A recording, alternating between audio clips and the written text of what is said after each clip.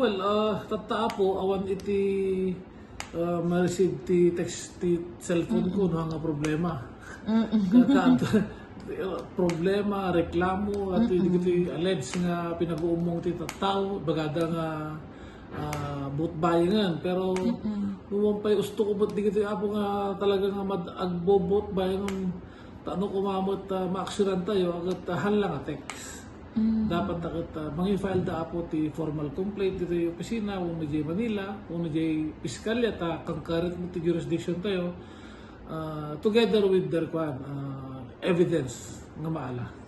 Ano di dapat nga ipakita daw yung ebidensya, attorney? Well, number one nakit di kwarta. Affidavit ti witnesses nga ni Castoy kat naggatang medya may baga may nintedyo kwarta nga gatang tibutos sa asya.